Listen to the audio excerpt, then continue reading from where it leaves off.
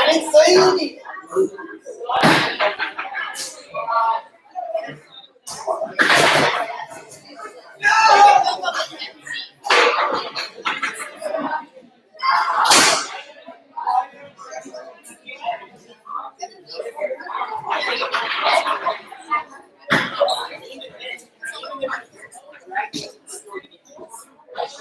They did not go through the street.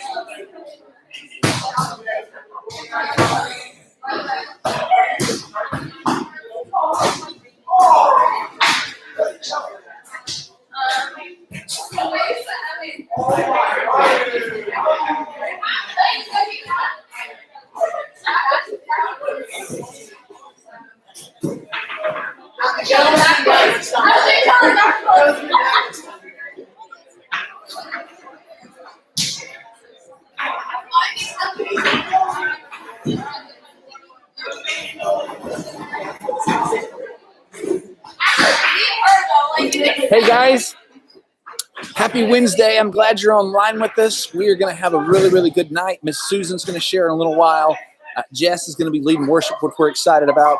And we're also going to celebrate Chuck Norris's birthday. His birthday is today, so we're going to have a Chuck Norris joke contest. So if you've got a good Chuck Norris joke, shoot those to me. I'll make sure that those get read to the group. It should be a fun night, but I'm glad you're here. As always, more importantly, if you've got a prayer request, I would love to pray for you. Prayer Mimi would love to pray for you too, and she's going to be up here talking a little bit. But either way, we'd love to pray for you, so be sure and send those to us. But we're glad you're online. We're going to get started here soon. Love y'all.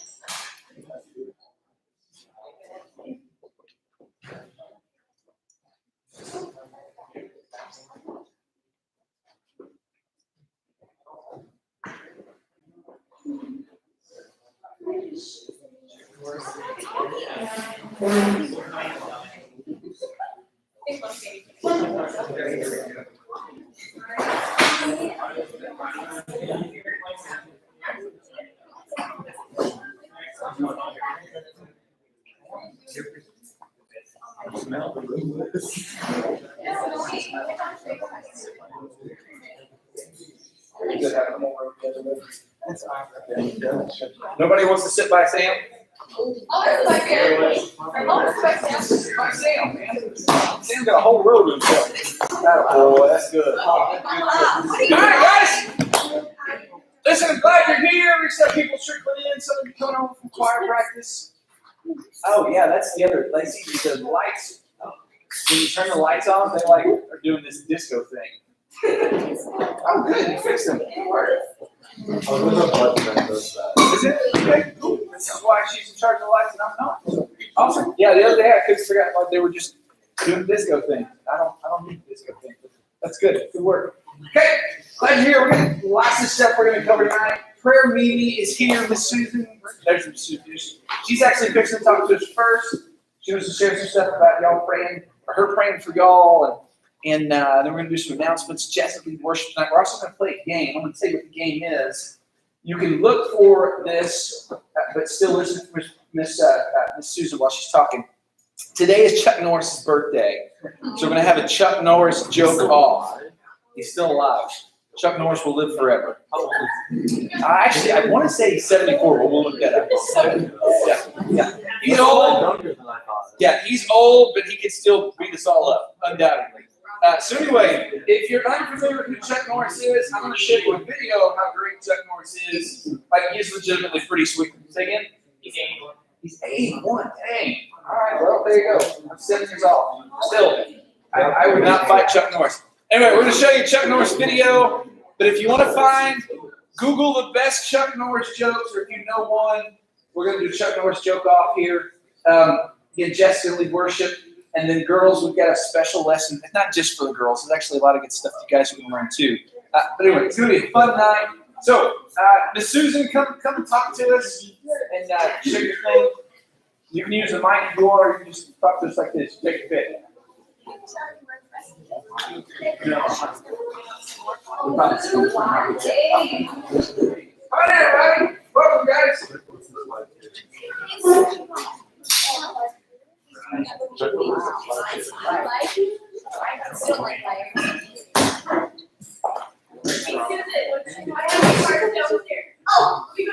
Okay, thanks. Okay, everybody, if you don't know me already, I am prayer meeting. And the reason I'm called that is because that's my granddaughter's called me. So I thought, hey, I'm kind of the age of your grandmother, so we'll just do it that way. I wanted to talk to you just for a little while about what you do when you're having to wait for a prayer to be answered. Anybody got a prayer that you're waiting to be answered? Any hands? There's a couple. Yeah, I mean, when you get a no, stop praying, right? You get a yes, that's great, you're done. But waiting, that's kind of where we all get stuck, is waiting. So when you're waiting and waiting and waiting, what are some of the things that run through your mind? Anybody want to shout something out? Like maybe God forgot you? Or maybe he doesn't have enough power to do it? I get impatient. Yeah. You get impatient, I do too. I was going to share with you guys that I went through 6 years of praying for something, and I just got it answered a couple of months ago. Which, think about that. You guys were probably all elementary school age when I started praying about this thing.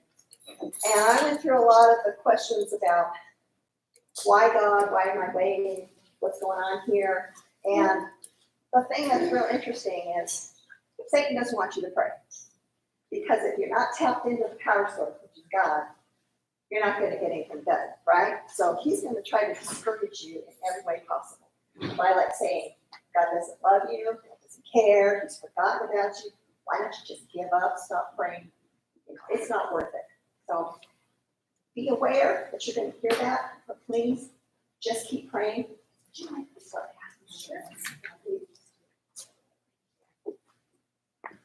And so I also wanted to share with you, when you're waiting, it's not just the fact that you're waiting, but be aware that there may be people watching you and seeing how you handle it. What do you do? And I'm not saying fake it.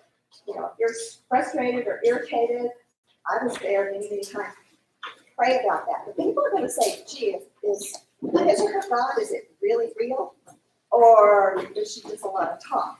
So if your friends or family members or whoever, they're watching you to see how you handle this whole thing of waiting. What's going around now are the little cards. Write down prayer requests. If anybody needs a pen, I've got a bunch of them.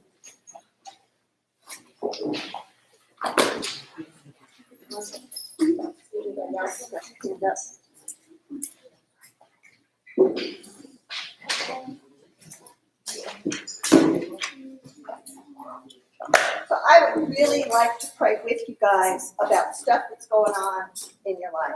That's what these cards are for. You write it out, and I'll be praying about it. Then you see at the top, it's got my name and this phone number.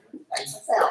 If you want to text me, I do have some people here that are already doing that. Text me anytime you want. Tell me that you got a prayer request. I'm not asking your name just so I know who I'm talking to, but feel free to use that. I'm also here every Sunday morning, so if you want to come and find me, grab me and say, I want you to pray with me now. We'll go the hallway, we'll find a place where we can be alone. I'll be happy to pray for you about that. If you don't feel comfortable doing that, there's a box that's attached to the wall over there. It's one of those little mailboxes. It's locked, so nobody can get into it, so you need to keep that. But if you want to write out one of these prayer cards, because there's papers that are over there by the box. If you want to just fill one of those out on Wednesday night or on Sunday morning, you can slide it in there, and I'll get those because I check the box all the time. Not all the time, but I check at least once a week. Does anybody have any questions about what I'm trying to do? I care about you guys, and I want the best for you. And I know that there's stuff that just is hard to get through sometimes, and you need prayer. And so that's what I'm here for. Does anybody have any questions for me? I did such a good job. Okay. I'm going to go around and I'm going to pick up the slips from you, fold them in half or whatever you want to do, and then I'll let you go on to what you want to do. Sweet. Thank you, guys. This seriously, I can't tell you how cool this is. You have well, the flight of people in the church to pray for you. Miss Susan has dedicated a lot of her prayer time specifically for y'all. A whole bunch of you, I promise, don't have that. So this is a cool thing. None mentioned, she just makes herself available to you. So take advantage of that. And you've got her number, you've got these forms. There's always more forms in the back. Let her pray for you. You won't regret it. She loves it. It's just a win for everyone. It's a very, very cool thing. So, a handful of announcements. Did our computer reset on us again? Did the computer reset on us again? Yeah, it's All right, cool, good. We may have, hopefully not, we may have some computer issues tonight. We'll see what happens. It's exciting though, we're getting the back cleaned up, which is good. All right, stuff going on. I wasn't able to rearrange this, so the word's probably not going to match the same, okay? Guys, next week is spring break. We're excited about that, although Maddie, you're on spring break right now, right? How's it going? terrible. It's boring. If you get some free time, go hang out with poor Maddie who's spring breaking all by herself. Certainly come hang out with us up here. I'm glad you're here tonight, though. This is fun. She didn't have to get to hang out with us on Wednesday, so this is cool. No, this is really, really good. Okay. Yeah, everybody else will get spring break next week. We're putting together some fun stuff for y'all. But here's what I'm running into. I texted some of y'all this week about stuff for next week, and I got very, very little responses. So just by show of hands, how many of you are not going to be in town at all next week? Half of next week. Half of Half it? of Okay, next here, week. let me back that. How many of you are going to be out of town on Monday, Wednesday, and Thursday? Monday, Wednesday. Okay, fair enough. So let me walk you through kind of what we've got planned for next week. And this is what I need you to text me specifically for Monday and Thursday, because that's the stuff that involves money, okay? Sunday night, we're going to be movie night at my house. Depending on how many of you sign up for that, and this is where I need you to respond now, or really between now and Sunday, but for Monday night's event, I really need to know tonight so I can finish finalizing that, okay? We're gonna do movie night at my house Sunday night. Should be a lot of fun. I think I told you I've got a brand new TV. Excited to show you all a whole bunch of new movies. We might just watch all of WandaVision like all in one night. It should be a lot of fun. I don't know what we'll watch, but we're gonna hang out. Really, really good time. Of course, we'll have a lot of food and that stuff too. That'll be Sunday night. Monday night, we're gonna go play broom ball. Now, apparently, a bunch of y'all never played broom ball because I got a few text messages saying I don't even know what broom ball is. So imagine hockey, but you're wearing your tennis shoes and you're holding an actual broom and you're swinging a soccer ball. Okay, so it's at the Parks Mall, the skating rink, and you're out there just in your regular shoes. You're not on skates, so there's slightly less of a chance of you falling and busting your face. But it is. It's just we're running around playing hockey with brooms and a soccer ball, trying to get the ball to hold. It really is. It's a whole lot of fun. Actually, something might be warm, but that's going to be Monday night, guys. The cost is $10. It's really not. We're going to be there just for an hour, but I promise after an hour running around ice, that's plenty. I promise. But I need to know whether you're coming. So text me. Don't let money be the only reason you're not coming. Like if you just don't have $10, let me know. I promise I'll find a good way for you to earn $10, and it won't be hard. Okay? But I want you to come play broom ball with us. So that'll be Monday night from 9:30 to 10:30. Your parents will just drop you off at the Parks Mall. In fact, they're welcome to just hang out and watch if you wanted to. Some of you haven't got to do spectator sports in a long time, so that'd be a cheap and easy way to do that. But it is. That'll be a lot of fun. Tuesday, nothing's going on. That's going to be Kate and I's work day. We do still have jobs. I'm preaching this Sunday and the following Sunday, so I should probably spend at least a little bit of time actually thinking of the sermon. Okay. On Wednesday afternoon specifically, we're going to be here. We're going to do some of our spring cleaning work, which just involves a whole lot of grabbing stuff, throwing it in the dumpster. Then I'm going to feed y'all supper, and then we're going to go to choir practice. Even if you're not musically inclined, I just want you to go see kind of what choir practice is like. We're not going to go make a joke, but we're certainly not going to distract from what's going on. So just an opportunity for all of us, myself included. We're going to go hang out in choir practice. We'll do that for about an hour. And then we're going to go, I don't know if we're going to do it here or elsewhere, but we're going to have fire pit night. And I think it's going to work. And now we're going to have fire pit night. So we'll do marshmallows, that kind of thing. We'll sing some around the fire. But I think we're also going to have a projector, maybe watch a movie out of the fire too. So I don't know what time that will end. Again, that's going to depend on how many else sign up and get in touch with me, that kind of stuff. But that'll be Wednesday night. And then Thursday, we want to go to the zoo. Thursday morning specifically. So we'll be hanging out not real late Wednesday night, and then we'll be back together Thursday morning. We'll go to the zoo. We want to go to the zoo before it gets really hot and before it gets really busy. The thing with the zoo, guys, is I got to make reservations for it. You can't just show up at the zoo anymore. Specifically, we want to make reservations. I think it's Monday morning, right? What did we say? It's 3 days before. Taylor, do you remember? Yeah. Okay. So I got to know by Monday when you can go to the zoo. We have to make the reservations. The cost of that is $16, which is a bummer. I know there's a half price day, but half price day is just really stupid. It's not even fun. There's so many people there. Sounds like Thursdays are a lot less busy, although it's spring break. We honestly don't know. But if you'd like to go to the zoo, it could be a lot of fun. We'll go to the zoo and we'll leave there and grab some food somewhere before we come back home. So really, that'd probably be like at 9 in the morning until 1:30 in the afternoon kind of deal. But that's our spring break plan. Again, we might have some other stuff pop up. I'm still waiting. There's that cool homeless ministry. I'm waiting to hear back from them whether there's something that we can do for them. They said there may be, but I haven't heard back. If I don't hear anything by tomorrow, probably we won't do that next week, but that'll be something for us in the future. But that's the plan for spring break.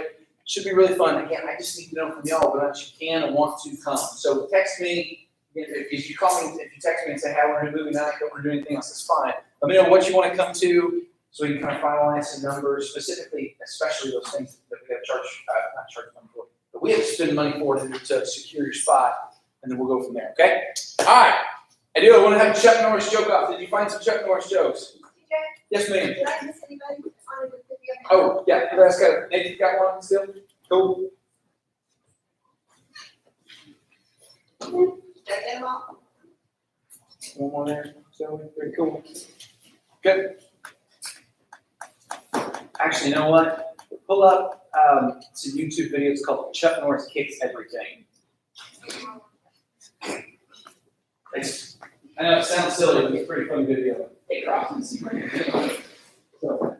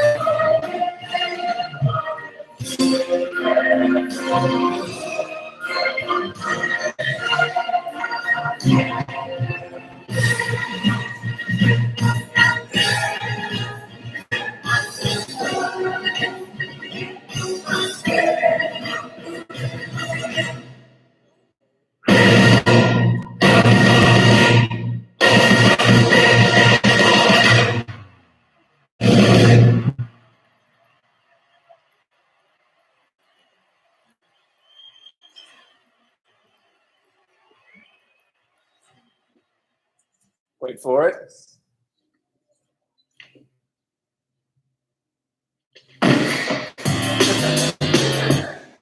All right, anybody want to do Chuck Norris joke? I did. Which guy?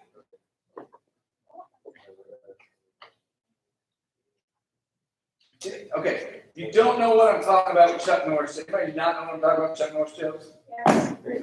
Okay, these are really funny, I promise. What do you got? Okay. The dinosaurs, like the Chuck Norris draw, one time. You know what happened to them? It's good. Yeah, because dinosaurs are extinct. Yeah. You gotta take them all. You got it, The flu gets a Chuck Norris shot every year. there you go. Good. Anybody else find one? I can just read this list. I said some too. So Are we going to talk about that before this? Chuck Norris can kill 2 stones with 1 bird. Outer space exists because it's afraid to be on the same planet as Chuck Norris. Alright? I will not say who's dead, but one of your dads sent this to me. You go home and ask your dad, he said, don't tell you he's dead. No, I'm not going to tell you. But one of your dads sent me this one, and the joke was Chuck Norris once peed on a truck, and now it's called Optimus Prime.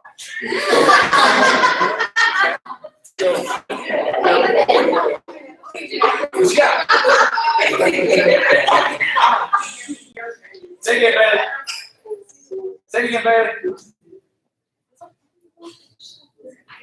Okay, Chuck Norris has been exposed to the coronavirus. The virus is now in quarantine for the next 2 weeks. There you go. Good. Good. Guys, there are hundreds of those online. And even if you don't know who Chuck Norris is, just the concept's pretty funny. That being said, Chuck Norris just so you know, he's not just a movie star, but Chuck Norris is legitimately one of the greatest martial artists ever. He's one of the few human beings that ever beat Bruce Lee in a fight. When you think about Bruce Lee was incredible. He also beat Jean-Claude Van Damme in a fight. Jean-Claude Van Damme was also pretty incredible. He beat them really in 2 different decades. So he's no joke. There's someone you don't mess with. But he's most famous for, all my adults are, Miss Fermini, what is Chuck Norris most famous for? Which should mean a lot to us Texans. What was his big deal? Oh, Walker, Texas Ranger. Walker, Texas Ranger. He had a show on for a long, long time where he was a Texas Ranger. They filmed it for actually legitimately a pretty big show. And he was this cowboy that ran around and kicked all the bad guys and their trucks and everything out. He really did kick everything. So anyway, Chuck Norris is a lot of fun to read his jokes, so go and check those out. All right, Miss Jess, you ready? Very cool. We're not gonna worship Chuck Norris, we're gonna appreciate Chuck Norris. We're gonna worship Jesus who makes Chuck Norris fun thing. So here we go. Let's sing with Miss Jess.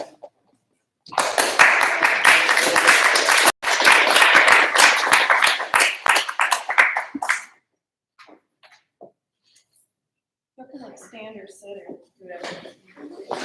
Whatever you want to do.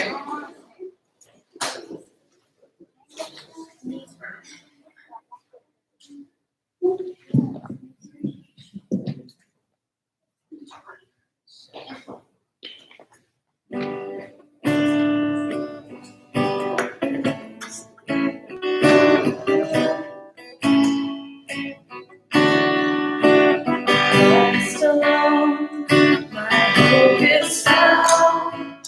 He is my life, my strength, my song. This cornerstone, this solid ground. Burn through the fiercest drought and storm. What heights of love, what depths of peace. When fears are still, when striving cease. My comforter, my all in all. Here in the love of Christ I stand. In Christ alone, who took on flesh, fullness of God in helpless babe. This gift of love and righteousness, born by the ones He came to save. Till on the cross, as Jesus died, the wrath of God was satisfied. For every sin on Him was laid. Here in the death of Christ I live.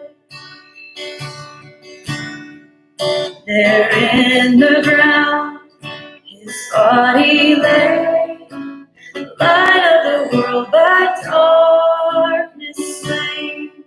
Then bursting forth in glorious day, up from the grave He rose again. And as He stands in victory, sin's curse has lost its grip on me. For I am His, and He is mine, bought with the precious blood of Christ. No guilt in life, no fear in death. This is the power of Christ in me. From life's first cry to final breath, Jesus commands my destiny. No power of hell, no scheme of man can ever pluck me from His hand. Till He returns or calls me home, here in the power of Christ I'll stand.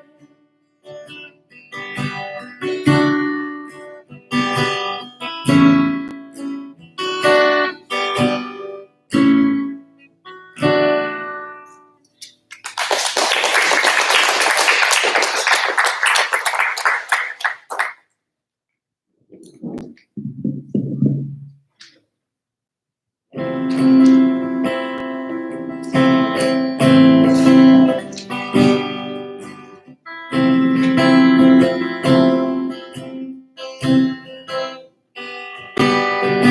my heart is overwhelmed and I cannot hear your voice, I'll hold on to what is true, though I cannot see. If the storms of life they come and the road ahead gets steep, I will lift these hands in faith. I will believe.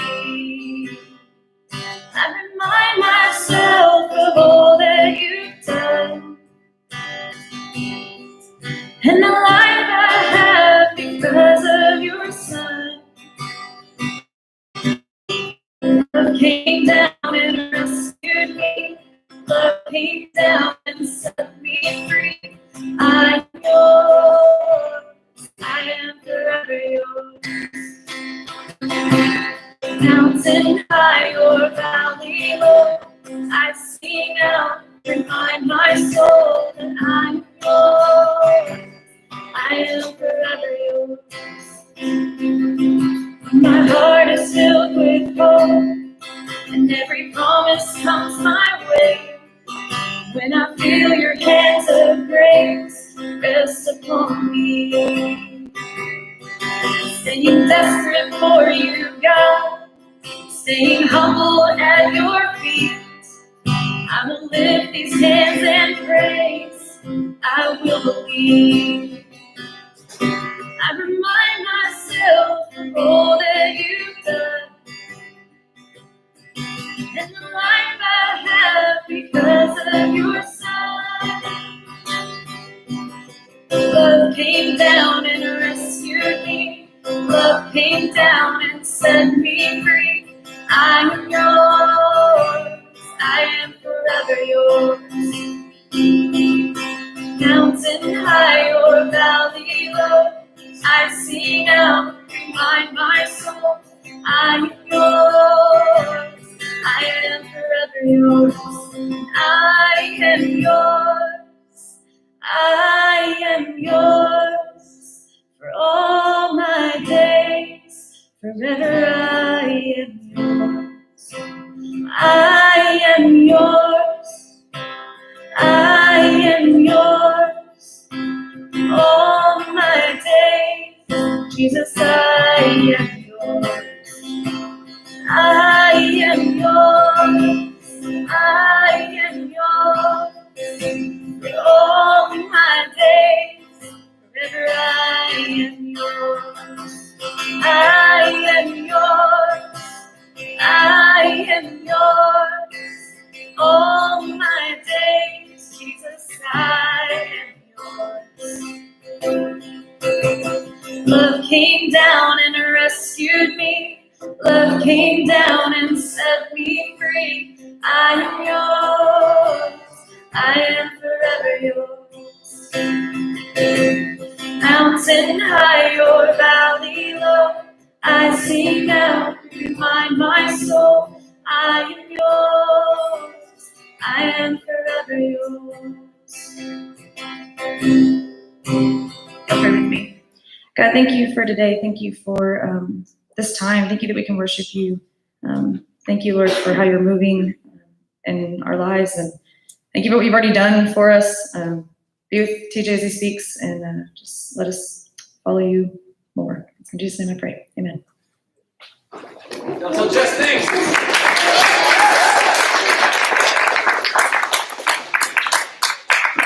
It's been a lot of fun this semester.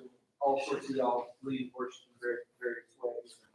We're going to start putting that all together. I suspect Jeff's probably going to be a part of that. So I'm grateful for it. Okay. Grab a Bible if you don't have one. We have some spares up front. We got some more spares in the back. We'll start using those again. Guys, we're going to be jumping around a little bit tonight. I want you to start off in Judges chapter 4. So at the beginning of every school year, some of you remember this, some of you don't, we always make y'all fill out. It's a different color every year, and I do that for a reason. Make you fill out one of those fun "Tell Me About You" forms. I keep a copy of those in my office because I like to go through them and just see how you change. It's kind of fun, like your snacks change, that stuff stays the same. But your teachers take those so they get to know y'all more because your teachers are usually different every year. But one of the questions I ask you on there is, what do you want to learn this year? I don't know, probably a quarter of you don't write anything. A quarter of you write God, which, is good. Like, I'm glad you want to learn about God and not, Beelzebub or something like that, right? There's a dozen or so of you that say, like, I don't know God more, so that's God maybe a step further. And then others, some of you put some random stuff. So tonight we're going to answer one of your questions. I've already answered some of your questions here, so I don't have to tell you this. But one of you said, I want to learn about strong women from the Bible. And I thought, well, since it's International Women's Month, I think that's what it was called, and this week was International Women's Day, it's be kind of a cool time to talk about some strong women from the Bible. But when you hear the phrase strong woman, what do you think about? My mother. Okay, actually, that's really cool. A bunch of you said mom. That's good. Well, I heard something else from the back. Rosie the River. Rosie the Riveter. Okay, yeah. So she's the girl that does the, and she's got a headband on. So that's cool. What else? Strong women. What do you think when you hear that? Yourself? All right, awesome. Good job. I'm glad you think about that. Very good. They're at Brooklyn. Okay, good. Yeah. Anybody else? And that can be a specific person. Although for a specific person, that's great. Like for characteristics, when you think about a strong woman, what would you think about? Strong, good. Yeah. So we talking like the ones that can out bench press me?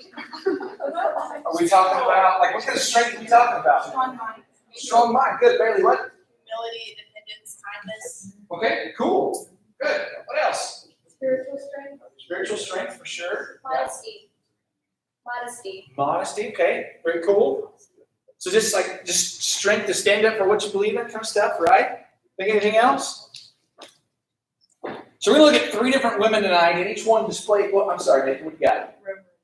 Okay, cool. We're going to look at 3 different women tonight. Each one will display a different kind of strength. This first one's going to make you laugh. It makes me laugh every single time I read it. As you know where we're going with this story.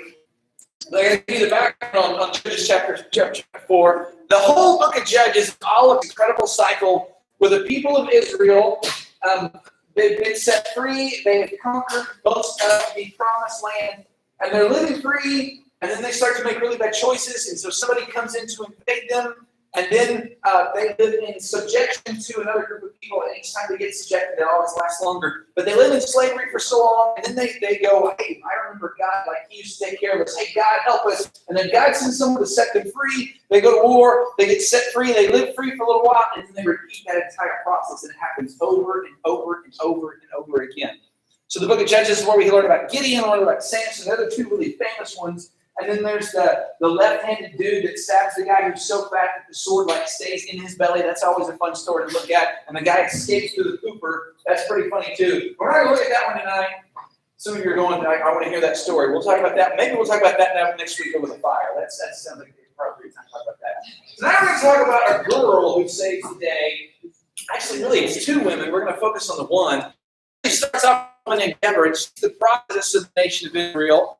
And she reads a guy named because he's been in charge of Israel for 20 years. And it says right at the start of chapter 4, it says, Israel once again sinned in the eyes of God. Every time it says that, it means specifically they were worshiping idols.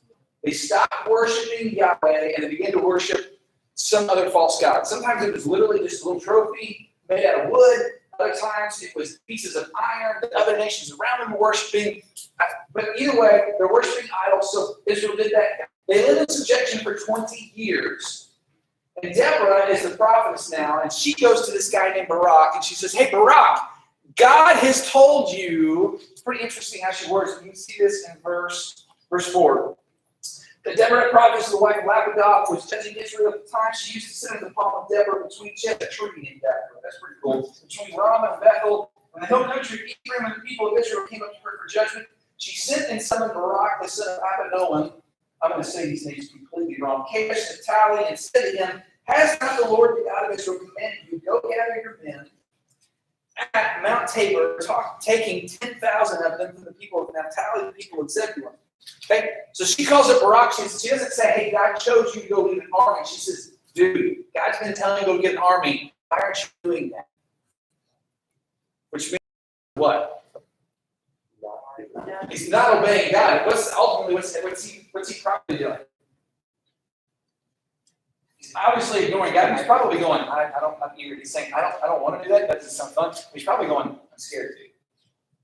Because the Canaanites are big and bad and they've been kicking our butts for 20 years. And like, it's just not going to go well for me, God. And 10,000 people, I don't think that's enough. So God, I'm not going to do that. So God sends Deborah, a woman, to say, hey, shape up, dude. Go do what God has said. And Barak's response is, okay, I'll go to war if you come with me. Think about that. Like, how many times, like, honestly, okay, you hear a noise in the middle of the night. How many of you are calling for mom instead of dad? Well, it depends on what kind of noise it is. Okay, yeah. If you hear a window crash and are you yelling, hey? Yes, I'm yelling for my husband. If a window is broken, I'm trying. Okay, cool. Like, it's a baby. Generally speaking, you're calling the dad, you're calling the cops. Yeah. There's lots and lots of fun jokes about, actually, one of my favorite comedians, Bob Smiley, has a really high-pitched voice, and so he jokes about the fact that he went downstairs and said, you better not be down there, people would think he's a girl, and so he sends his wife, as he reports does, to yell at the bad guys, right? Yeah, it's pretty funny. Anyway, yeah, generally speaking, when it's time to go to war, if you're not calling for the girl to come and save you, right? But Barak is so nervous about this. He said it's not just that she's a girl. Ultimately, she represents God's presence. That's really what's going on here. Okay, I'll go to war, but Deborah, you who represent God for us, you have to come with me. They hear that, like, okay, that makes a little more sense. Deborah says, okay, I'll come with you, but you need to know something. If I come with you, when we win this battle, you're not going to get to go the glory of it. People are not going to go, man, Barak is the man. We love that guy. He's the best general ever. Everyone's going to be cheering on, instead, a woman. Okay, cool. And it's like, at that point in the story, if you've never read the story before, you think, okay, well, that means people are going to be like cheering on Deborah. No, that's not what happens. Jump over to verse 17. Sisera fled away. Okay, so by the way, this starts off at Mount Tabor. If you were paying attention Sunday morning, why is Mount Tabor famous? And it's a New Testament story. We talked about it on Sunday morning. You might know. Here or with there? I'm sorry, yeah, in here. Very good question. Say again?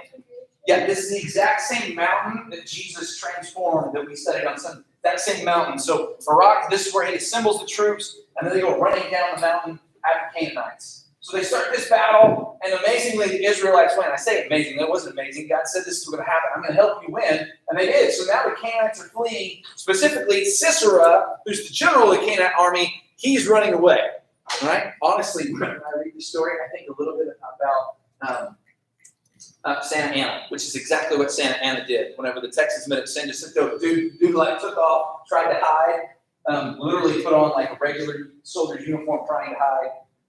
This is what Sisera does. He goes and he hides. I'm going to start reading this. It's pretty funny. Sisera fled away on foot to the tent of Jael, the wife of Heber the Canaanite.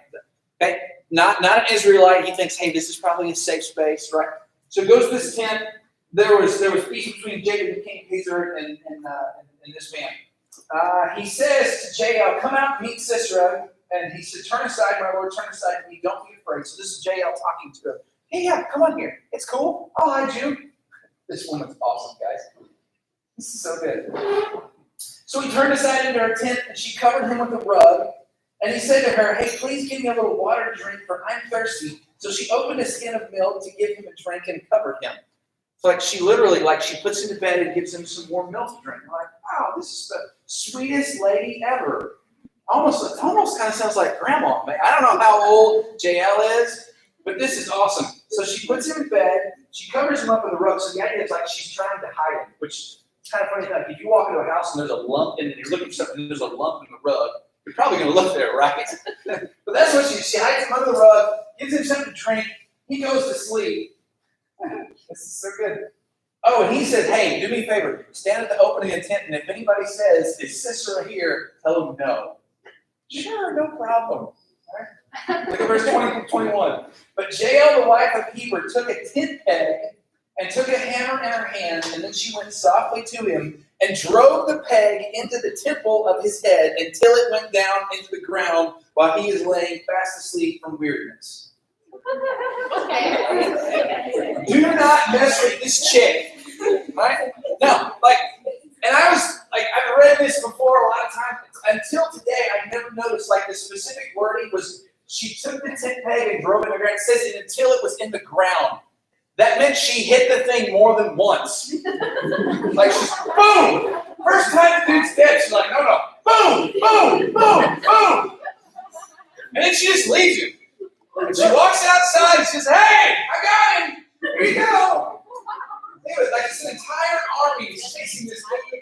And here's a woman going, I took care of it. It's cool, guys. Here you go. As funny as that is, the best part of the story, jump over to chapter 5. Specifically, look at verses 24 through 27. Chapter 5, after this war's over, the Israelites are free. They start to write some praise and worship songs, which was really common in that day. Every time they got set free, somebody wrote a song. And this is what they would sing in church. Now, I want you to think about that in context. They would go to the tabernacle and they would sing this song. And the lyrics of this song, part of it were, most blessed of women, BJL, the wife of Heber the Kenite. Of 10 dwelling women, most blessed. He asked for water, she gave him milk. She brought him curds and noodles bowl. She sent her hand to the tent peg and her right hand to the workman's knife. And she struck Sisera. She pressed his head. She shattered him. She pierced his temple. Between her feet, he sank. He fell. He lay still. Between her feet, he sank. He fell. Where he sank, there he fell dead. That's like the third verse of a worship song they were all singing together. We sing some pretty interesting songs. We don't sing any songs about like, man, we killed that dude and he was dead. Right? Except for what we're saying. So, this is a rather complicated question, so you don't have to go completely into it. Okay. Yeah. We're discussing this person as if she's the hero of the story. I'm not saying she's not. Sure. But she did murder someone, which is definitely still a sin. So, where is that line of this That's is something a you totally should legitimate not- question. Yeah. Yeah. So here's, if it were in the field of battle, be fair game, right? So this lady goes slinking and she's trying to hide and she thinks that she's safe, or he thinks that he's safe because like this is kind of like neutral territory or whatever. I don't know what Sisera did to this, either this family or this person or whatever, but she felt the need like this dude needs to die. Now don't hear me say like I don't know if it's justified or not. I know it got written down in the scriptures, right? And that's not even so much the point tonight of whether she was justified or not. Here's what I want you to catch. I had that thought this afternoon too. It's interesting. I don't know if God was like, hey, cool, good job, or not. I know that the people were singing about it because now the people were free. And apparently, God told Deborah, and I don't know if he gave her specifics like, hey, some woman's totally going to beat this guy with a tent peg. I told her a woman's going to be able to save her. Now, I don't know again whether it's classified as murder. I don't know when we get to heaven, we're like, hey, Lord, about judge you, not you. I'm studying you for my sermon today. Judges chapter 4. Where did that fall? I don't know. But as far as strong women go, though, this lady would definitely be classified as strong women in the sense like she was willing to do what she felt like she needed to do in order to protect her family. Now, we don't know anything else about jail. Like, I don't know if she's got kids. We don't know who her husband was. But I don't know how old she was.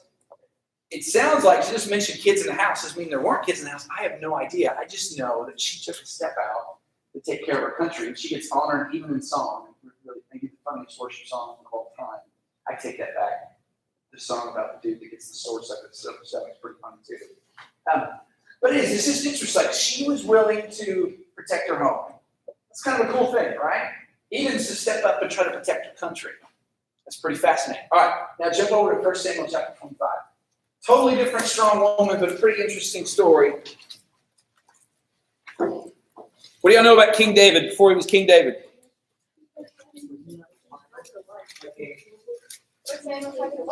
1 Samuel chapter 25. He was the youngest kid, yes. Somebody asked if he was a farmer. He was kind of, we would classify more as a ranger than a farmer. Although I'm sure they were. David and Goliath, very good.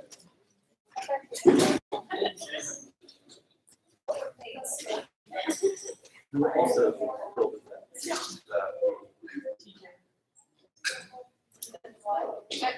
You talking about Goliath? Yeah, Yeah, that was a total war situation. right. That was completely cool. Wait, so what? But then, what, this is totally off topic, but what is the difference in me killing Brighton right here, right now? But like, if we're in a war situation and we're on opposing teams, I'm allowed to kill her?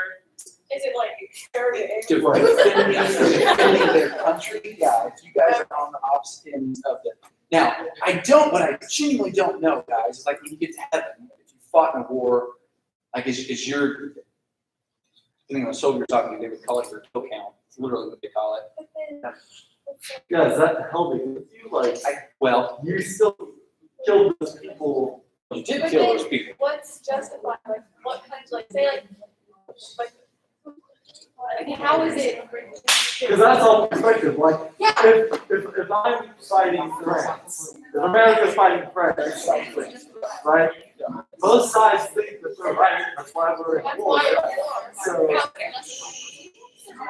I'm back to, I can't speak for every war ever, right? TJ, did you say that if it was a godly sense, because God did tell some people, I will do kill other people. Yes, and this what I was coming back to. In the case of David and Goliath, God told them to go to war with the Philistines. Okay? So certainly in that instance, David completely justified because he did what God told him to do. That makes sense? okay. I don't know that every war for all time ever has ever been justified by God. But in this particular sense with David and Goliath, God said, go get him. David did.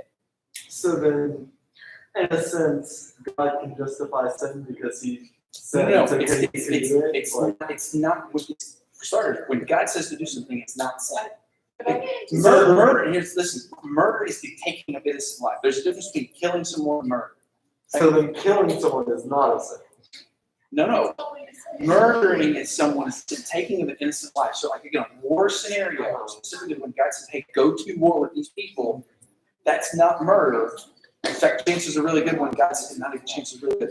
Every time God told someone to go to war, it was the result of the sin which murder was usually involved. That's why God said, go to war with them.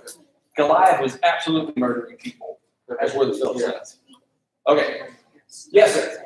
What about self-defense? If I killed someone in self-defense, There actually, the law speaks to that. Yeah, if you kill someone in self-defense, then you were justified.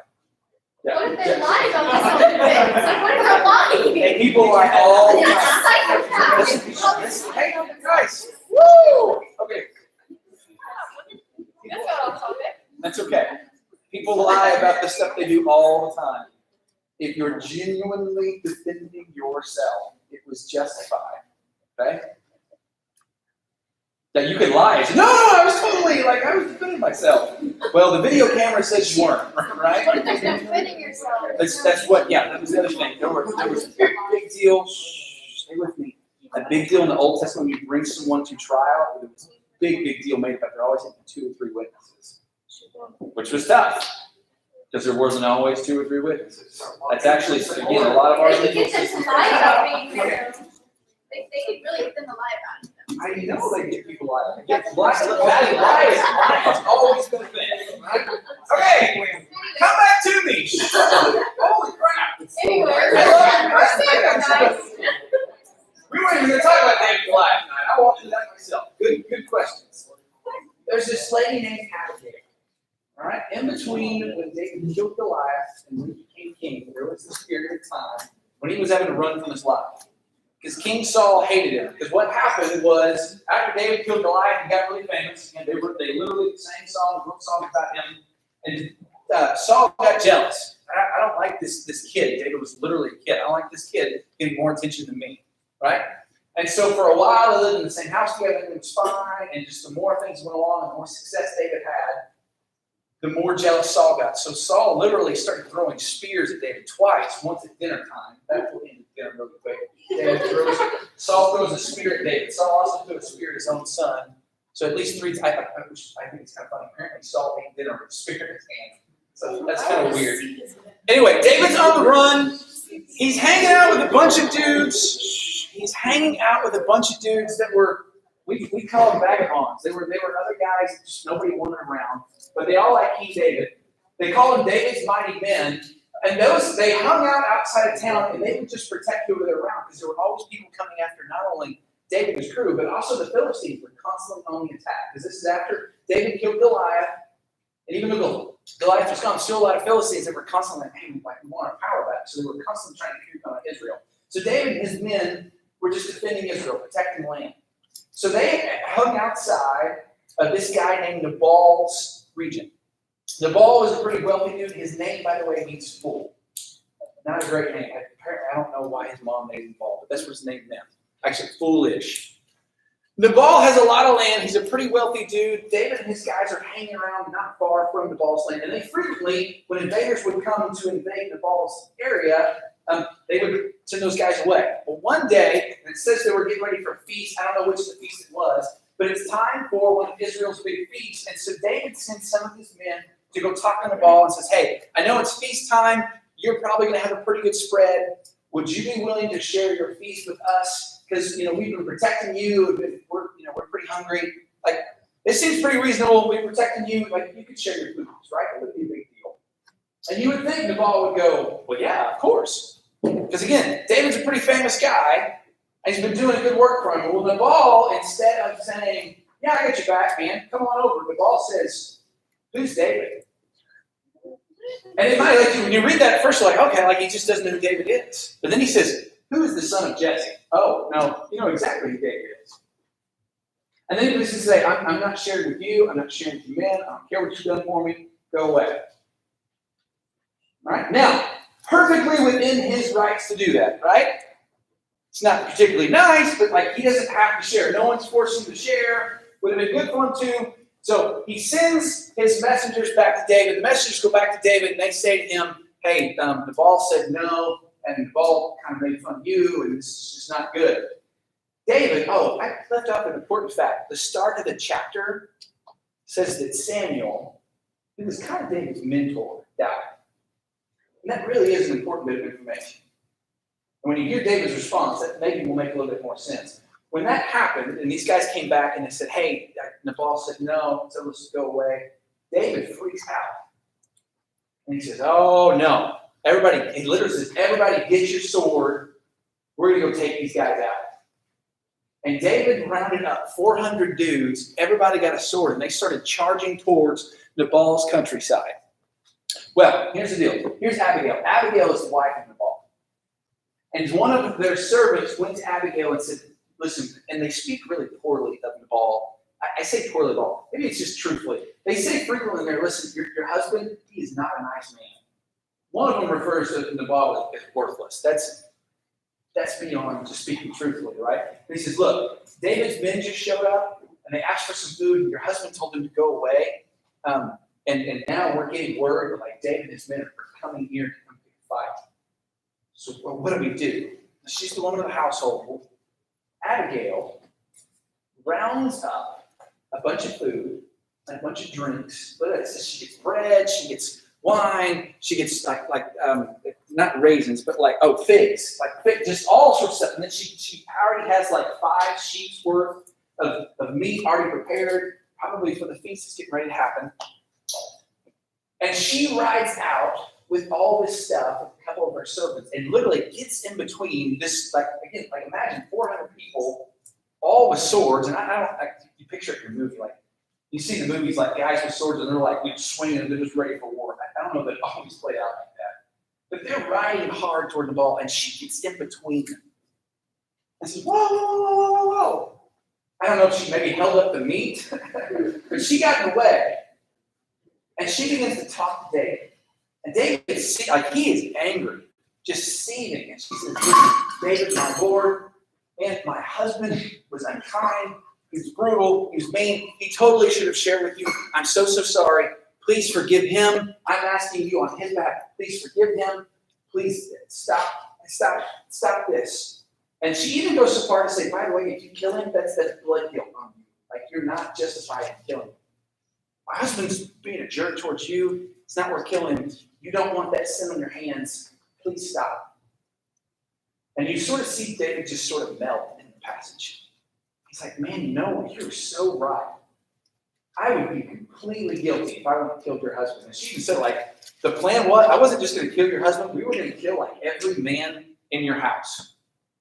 She's like, David was enraged. Now, again, what did I say? This is justify it. David's not normally this angry of a guy. What just happened in his life? Lost somebody dear to him. When you're, like, deeply in grief, do you think particularly clearly? No. Not always. Just depending on how close you were, what's going on in your life. And so again, like, don't hear me say, like, so he's totally justified. No, he's not at all justified. But you kind of understand this is not David's normal character. But here's this woman who was strong enough and wise enough and courageous enough to set herself up in between. Because again, like, she gets in between this raging battle. Like, David and his men could just totally ran her over. But they didn't. They stopped. And then she was wise enough and gentle enough to just talk to David and kind of talk him down and say, look, like, hey, I'm so sorry my husband treated you this way. By the way, what you're doing, it's wrong. So it wasn't just, Shem being sweet and trying to talk him down off the cliff. Like, she told him the truth, too. But she made peace between the two situations.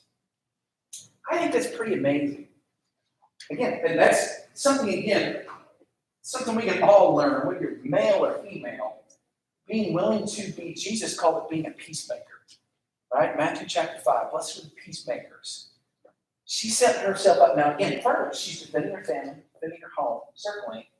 She was willing to put herself into a dangerous situation and not only physically protect her family, but also just, again, stand up what's right. David, you will be blood guilty if you do this.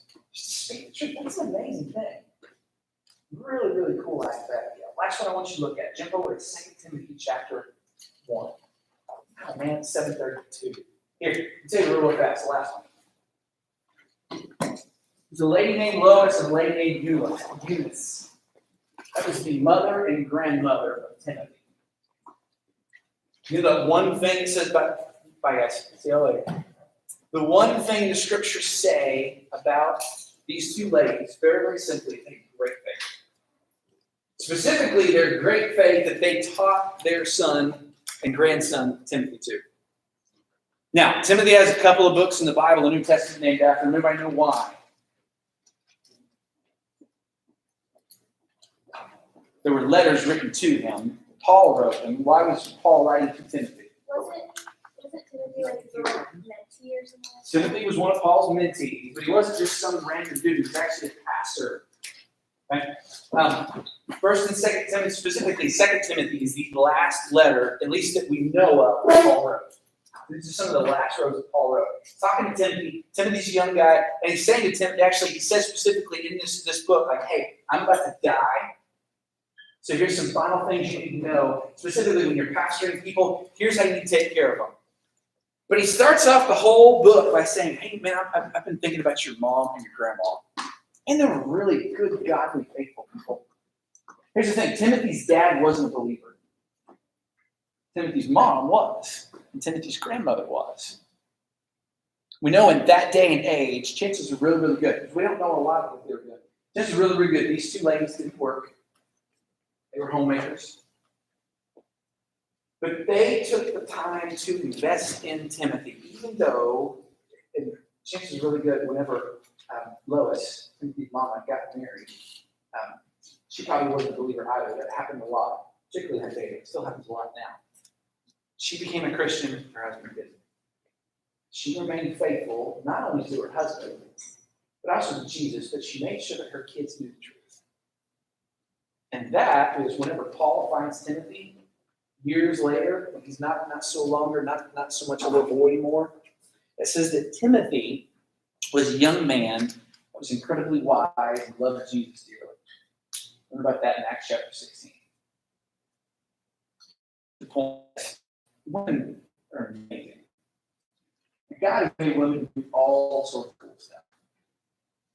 They do go to war, and they train kids and teach them about Jesus, and they sometimes they talk their husbands down from doing dumb stuff. That's really important. Sometimes they don't get married at all, and they still share their wisdom in incredible ways. Girls just need to know that, man. You don't always get a lot of accolades. Praise God, you get a lot more accolades now than you used to. It's a different world now, and I'm grateful for that. Certainly grateful for women in my life. But what I want you to know is whatever God calls you to, be faithful in that. Yeah, I don't know if God told JL, hey, go take a tent peg and strike that dude in the head. I have no idea. But God certainly set her up to be victorious in that situation. It really seems obvious to me that God told Abigail, hey, you've got the ability to go into this situation to do it. So absolutely talk Lois and Eunice and take care of the kids. The world is a very different place because of these ladies and what God did through their lives. So girls, I hope you'll think about that. Boys, I hope you'll think of the same thing too. It's like this isn't just exclusively for the girls tonight. Like all of us can learn from these women, their courage and their faithfulness, their willingness to speak the truth. But certainly be overjoyed at the stuff that God does through you and through them, because it's really, really cool, truly. All right, I'm going to pray. I'm going to stack up our chairs. You want to come talk about Goliath and murder and that kind of stuff, we can kick that around some more too, okay? Jesus, thank you for tonight. Father, thank you for your word. Thank you for all that you do in our lives. Would you bless your word in our lives, Father? Would you help us to follow you? Would you make clear stuff that's not always so clear? And a bunch of us getting ready to get ready for Sunday now. Bless that too. Thank you for the chance to serve you. In Jesus' name we pray. Amen. All right. Love you guys. See you later. Hey guys, I love you all. I'm glad you stayed tonight. We will see you later. Shoot me a prayer request you got. Bye.